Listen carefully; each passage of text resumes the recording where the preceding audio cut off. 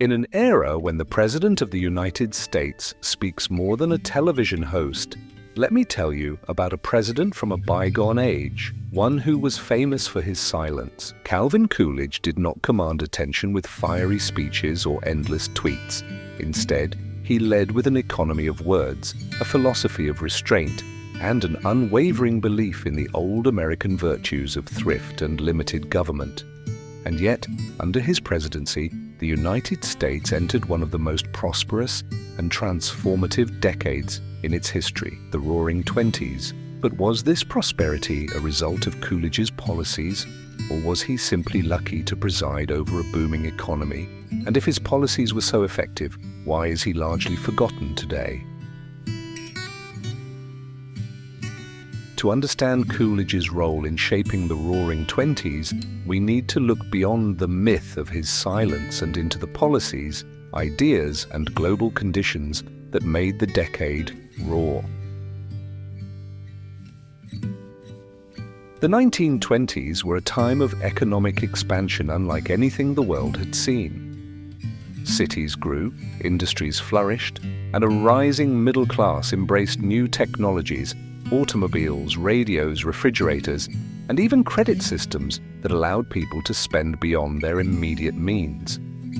It was an age of rapid modernization, one where Wall Street boomed and consumerism became the new American religion. The United States was no longer just an industrial power, it was becoming the financial and cultural epicenter of the world.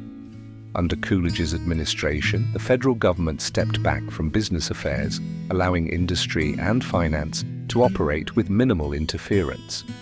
The stock market soared, corporate profits reached unprecedented heights, and tax cuts allowed businesses and the wealthy to reinvest in the economy.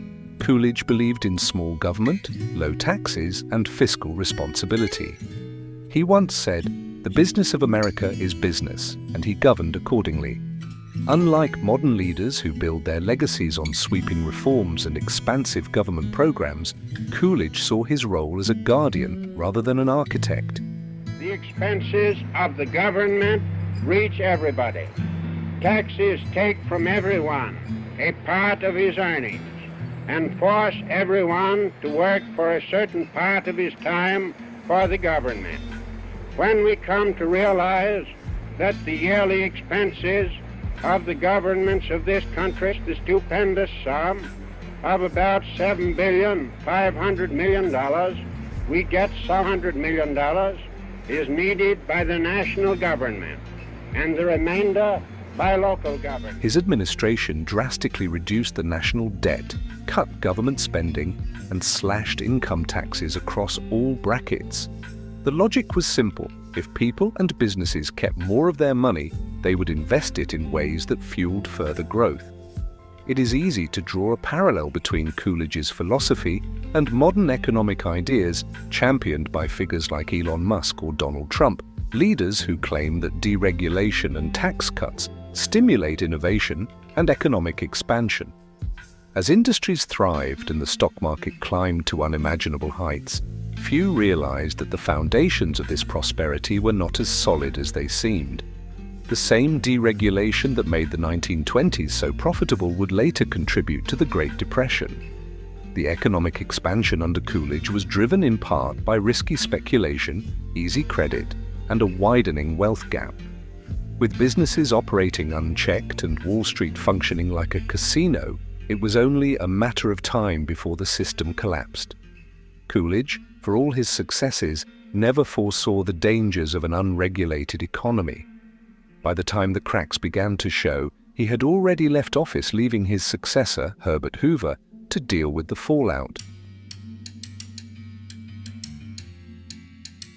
In an age where politicians thrive on spectacle, where Donald Trump dominates the news cycle with an endless stream of statements, and Elon Musk uses social media to shape public perception, Calvin Coolidge, a Republican mind you, stands as their polar opposite.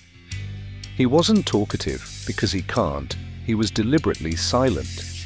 While modern populists rally their supporters with bombastic rhetoric and promises of shaking up the establishment, Coolidge's approach to power was one of restraint. Part of the reason he could do that was because he did not have to campaign for the presidency. He first rose to national prominence as governor of Massachusetts. He became famous for his hardline response to the Boston police strike of 1919, where he refused to reinstate striking officers, declaring, "There is no right to strike against the public safety by anybody, anywhere, anytime." This stance made him a rising star in the Republican Party, and in 1920, he was selected as the vice presidential candidate under Warren Harding. Then, in 1923, Harding suddenly died of a heart attack, and Calvin Coolidge, quiet, disciplined, and incorruptible, was sworn in as president. Coolidge believed that the government should do as little as possible because, in his view, anything beyond the absolute necessary interfered with individual enterprise. Today, figures like Trump and Musk echo this sentiment, framing big government as the enemy of efficiency and innovation.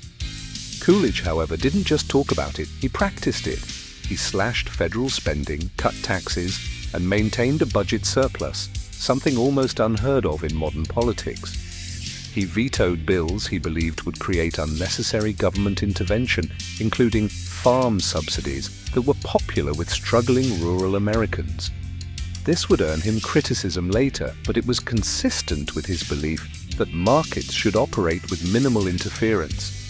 This philosophy appeals to many today, especially among libertarians and business leaders. Musk, for instance, frequently criticizes government regulations, arguing that excessive red tape stifles innovation. Trump also positioned himself as an anti-establishment figure, vowing to drain the swamp. Drain the swamp. We're not finished yet, but we're getting really close. But while both men spoke endlessly about reducing government, Coolidge simply did it, and he did it in near silence. Coolidge's most defining trait wasn't just his governance, it was his personality. He was famous for his extreme brevity, earning him the nickname Silent Cow. It's a great consolation to Mrs. Coolidge and me in this day that we're saying goodbye to Washington to know that the Clark School for the Deaf has been successful in raising its endowment fund of over $2 million. Unlike today's leaders who seem to be in a constant battle for attention, Coolidge understood the weight of words. There's a famous story about him at a White House dinner. A woman sitting next to him reportedly said, "Mr. President, I bet my friend I could get you to say more than 2 words." Coolidge replied, "You lose." For many, this was more than just an amusing anecdote, it was a philosophy.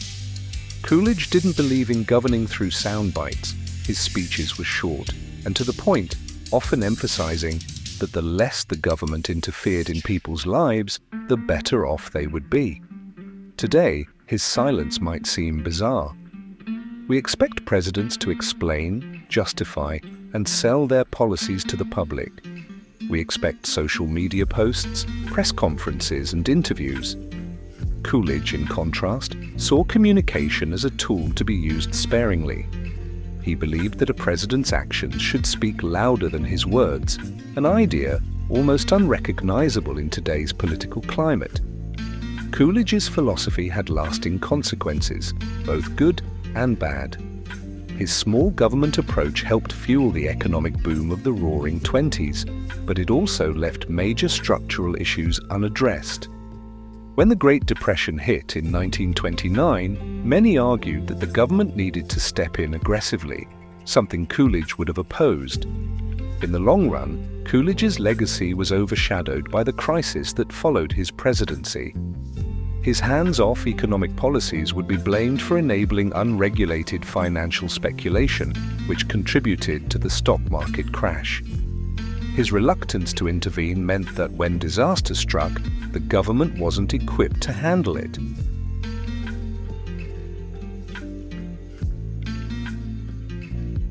I think Calvin Coolidge is an underrated president. He inherited a presidency in crisis and single-handedly reduced the national debt and grew the American economy tenfold. He refused to run for a second term at the height of his popularity, giving up ultimate power without a fuss, a great sacrifice, and the only one seen since the time of George Washington. He was a president of his time, but not the one that followed. His silence, his restraint, his belief in small government all made sense during the 20s phenomenon growth. But great leadership is not just about the good times, it's about what you do when things go wrong. His legacy also serves as a warning. Doing less can be a strength, but in times of crisis, doing nothing can be a failure, and we never know when the next disaster will strike. While figures like Trump and Musk embrace a similar anti-government stance, Coolidge actually lived it, without the theatrics. Coolidge chose to stay quiet, and in the end, that silence spoke louder than words. His final act of humility was his gravestone, like all others, just with a presidential seal.